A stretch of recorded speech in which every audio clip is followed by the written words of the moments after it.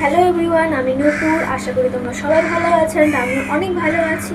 তো আজকে আমার দিদাবাড়ি যাওয়ার কথা ছিল অ্যান্ড যাচ্ছে আমি, মা আর দিদি। তো আমার জার্নিটা কীরকম হয় অ্যান্ড দিদাবাড়ি যাই কী কী করি, তো তোমরা সবাই দেখতে থাকো।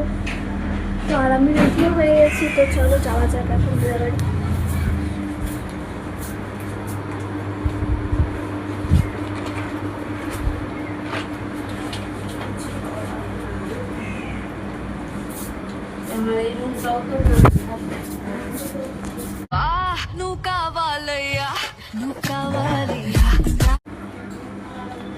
কি রৌদ্র বাইরে, কিছু মনে হয় আকাশ থেকে সূর্য বাইরে চলে আসছে।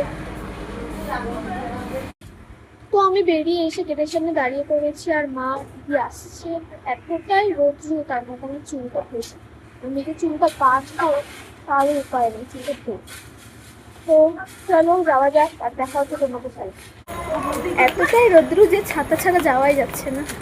তো চলো যাওয়া যাক। সামনে মা আর দিদি যাচ্ছে, পিছনে আমি একা।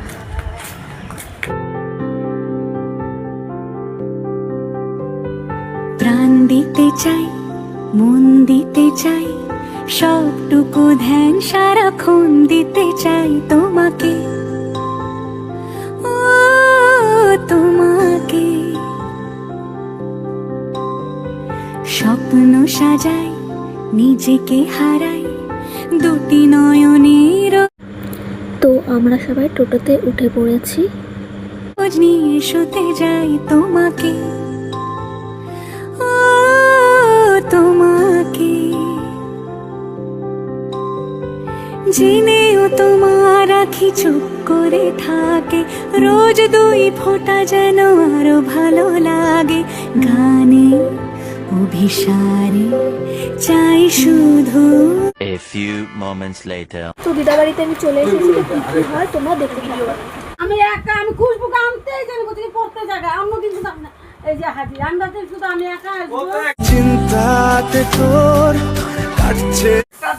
দেখো গাইস, এটা হলো আমার দাদু।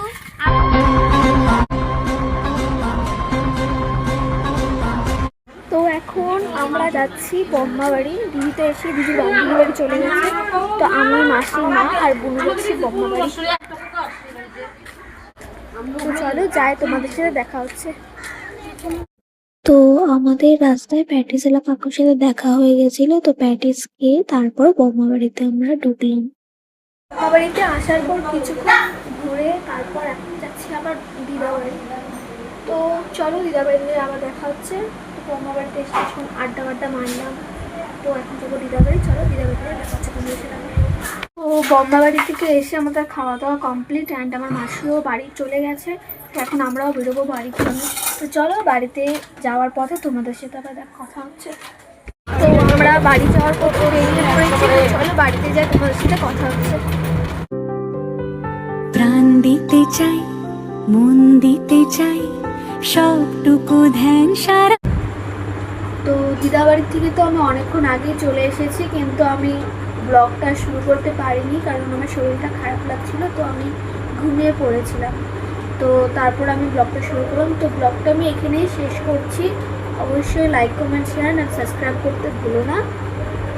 Bye bye.